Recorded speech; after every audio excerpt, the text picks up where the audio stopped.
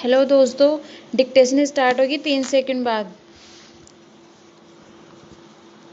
सभापति महोदय, स्त्री के शोषण से उद्वेलित और उसके आर्थिक तथा सामाजिक हितों की रक्षा में सभी लोग आज यह मानकर चल रहे हैं कि भारतीय स्त्री के चारों ओर यदि कानून का ऊंचा घेरा डाल दिया जाए तो वह बहुत कुछ सीमा तक शोषण से मुक्त तथा सुरक्षित हो जाएगी। यकीनन कानून की सत्ता के प्रति इनकी गहरी आस्था यह संकेत देती है कि अनेक कानूनी अधिकारों से वंचित होने के कारण ही भारतीय स्त्री उत्पीड़ित और शोषित है। उनके पास उनकी बहुत सी समस्याओं का सीधा साधा समाधान है।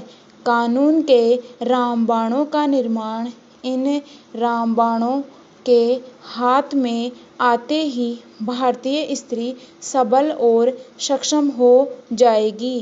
कानून की शक्ति के प्रति इनका विश्वास इस तथ्य के बावजूद भी यह है कि अब तक जितने कानून बने हैं यथार्थ और व्यवहार के धरातल पर आमतौर से काठ की तलवार ही साबित हुए हैं। काठ की तलवार तभी तक भयभीत कर सकती है जब तक उसे दूर से चमकाया जाता है या उसे आजमाया नहीं जाता। इसके भरोसे जो स्त्री संघर्ष में विजयी होने का सपना देखती है उसे यह सौंपन बहुत महंगा पड़ता है। कानून की पुस्तकों में बताए अधिकारों को जीवन के यथार्थ में उतारने के साधन सामान्य भारतीय स्त्री के पास नहीं हैं। जो मुट्ठी खाली है, कानून भी उस मुट्ठी के बाहर रहता है। इसके साथ समय और शिक्षा का अभाव और जुड़ जाता है। भारतीय स्त्री की लाचारी मूलतः साधनों की लाचारी है। इसके पक्ष में बनाए गए कानून भी उसके जीवन को नई दिशा देने में तब तक असफल ही रहेंगे जब तक भारतीय स्त्री साधन संपन्न नहीं हो जाती। शोषण के कई मामले ऐसे भी हैं जिनमें भिड़ने का रास्ता कानून के पास भी नहीं है। अविवाहित स्त्री का परिवार द्वारा सम्मिलित शोषण इस प्रकार के शोषण का सबसे अप्रिय उदाहरण है। दिलचस्प बात यह है कि इसमें शोषण पुरुष समुदाय के साथ साथ स्त्री का योगदान लगभग बराबर ही होता है। आज़ादी के बाद के दशकों की तुलना आज करें तो एक नए समाज का रूप उभरकर सामने आता है। शहरी निम्न वर्ग और कुछ सीमा तक मध्यम वर्ग में भी शिक्षित अविवाहित स्त्रियों की संख्या लगातार बढ़ती जा रही है, किंतु इस वर्ग में अविवाहित स्त्रियों की बढ़ती संख्या को नारी मुक्ति के साथ जोड़ना शोषण का परिणाम है। आज इस वर्ग के माता पिता का अपनी कमाऊ बेटी के पीले हाथ करने के प्रति उत्साह घटता जा रहा है।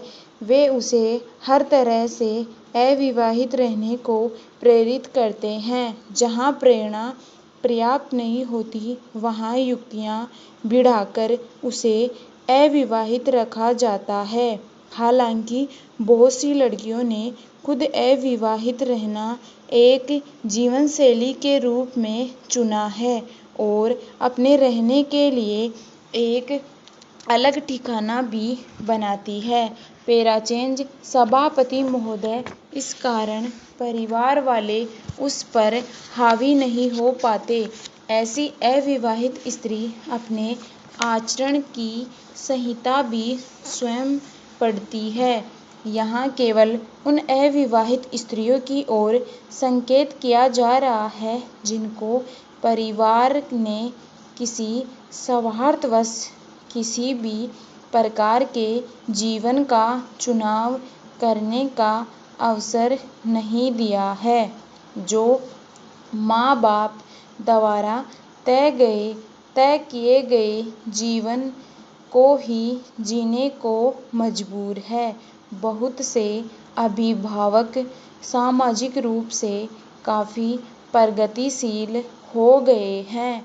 उन्हें यह स्वीकार नहीं कि धन कमाने वाली बेटी को पराया धन मानकर किसी पराये के साथ घर से विदा कर दिया जाए। अपनी कमाऊ बेटी को अपने ही बनाए रखना उसका ध्येय बन गया है।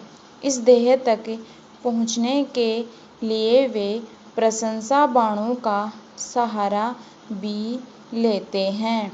वैसे तो सब नालायक है, पर बेटी बहुत जिम्मेदार है, हमें अकेला छोड़ने को तैयार नहीं है, इसलिए शादी का नाम लेते ही गुस्सा हो जाती है। हमारी बेटी तो बेटों से बढ़कर है, सारा घर उसी पर टिका है। जिम्मेदार होने का आला किताब पाने के बाद बेटी का तन मन धन से माता पिता की सेवा में समर्पित हो जाना स्वाभाविक है। इसमें उसे नैतिक रूप से भाइयों से आगे निकल जाने का मस्तिष्क संतोष भी मिलता है। प्रशंसात्मक ऐसे जुल्मे वास्तव में एक मनोवैज्ञानिक अस्त्र का काम करते हैं। अपनी हर आज्ञा मनवाने वाले माँ बाप बेटी के जीवन के अहम प्रश्न पर उसकी तथाकथित इच्छा के आगे नतमस्तक हो जाते हैं।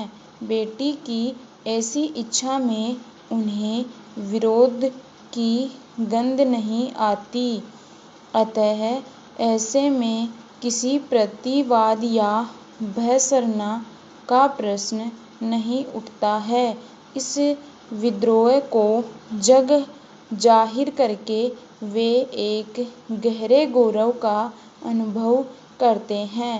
अविवाहित स्थिति को स्वीकार करके बेटी अपने शरीर के नकार को भी स्वीकार कर लेती है। पैराचेंज भारतीय परंपरा में शरीर के नकार का ऊंचा स्थान है।